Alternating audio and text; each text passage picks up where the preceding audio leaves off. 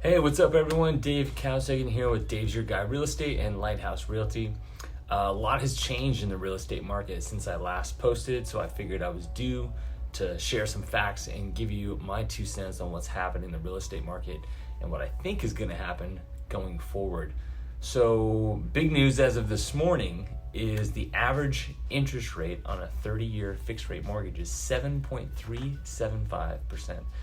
Yep, you heard that right. That's 7.375%. When I bought my first townhome in 2002, I had a 6.875% rate. So we're exceeding interest rates from 20 years ago, which is crazy. So buying a home obviously has become a lot more expensive as of late compared to the interest rates we had over the last 2 years. Mortgage rates were between 2.5% and 3% really for most of the last 2 years. And those low rates combined with a low inventory of homes for sale were a big reason for why we had that home buying frenzy and why we've been experiencing the frenzy of multiple offers and home prices getting pushed way up higher than we've ever seen, etc. So affordability created a ton of that demand, and now with rates so high, we have an affordability problem. So the demand is still there really, but buyers simply can't afford the home values at the current interest rates. So for example, the mortgage payment, meaning principal, interest, taxes, and insurance, on an $800,000 home at 3% interest when paying 20% down is approximately $3,718 a month. And that same scenario at 7.375% is $5,440 a month. That's an extra $1,722 per month in cost for the same property. Now, when homes become unaffordable, then naturally buyers stop buying them. And when buyers stop buying, sellers start to reduce their prices. And that is exactly what is happening. So we're finally seeing prices come back down. Maybe not as quickly as some would like, but it is happening. So the great news for buyers is we are seeing a lot less competition between home buyers, so buyers are getting a huge opportunity to negotiate with sellers. I've gotten my buyers a better sale price, closing costs paid, as well as repair credits. So there is good opportunity out there right now, and I think there will be for some time now. And because there are fewer buyers, homes are also not selling as quickly, so buyers are having more time to make these big decisions. So I think that's very helpful. Now, over the last 2 years, homes were selling in 21 days or less on average. And in today's market, we're seeing 45 to 60 days being pretty common, and sometimes longer if the home is just overpriced. Now, in some neighborhoods, I've already seen price drops as much as 20% from peak values.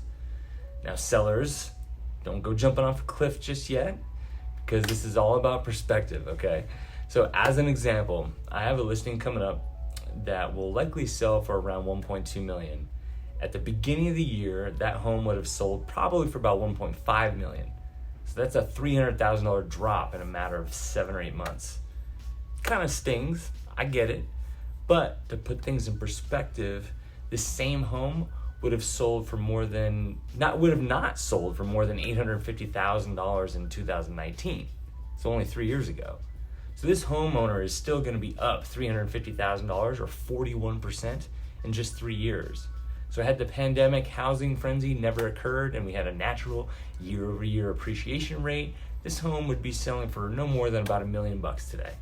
So at $1.2 million, you're still up $250,000 or $200,000, and you're playing with the dealer's money. So it's better to keep a mindset of glass half full is what I'm ultimately saying. So what does this future hold for us? Well, I don't really have a lot of proof as to what I'm going to say next, but what I think is going to happen going forward, I think we're going to see mortgage rates stay high for a while, at least for the next few months for sure.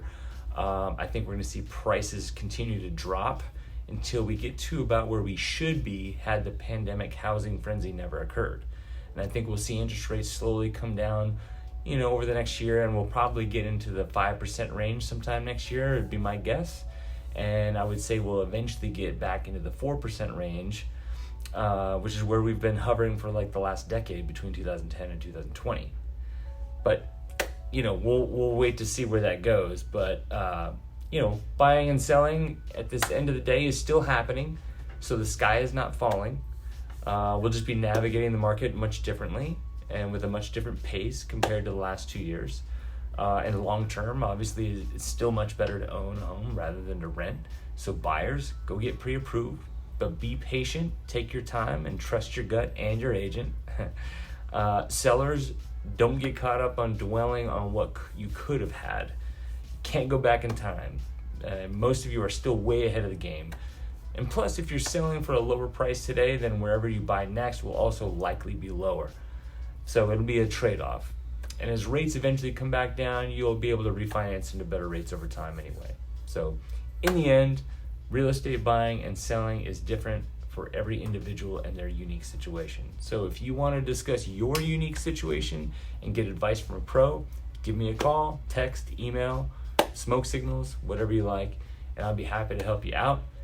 Thanks for watching, and I hope to talk to you soon. And hey, let's catch up over a coffee or something, and we'll talk shop, and I can answer any of your questions. All right? Take care, you guys.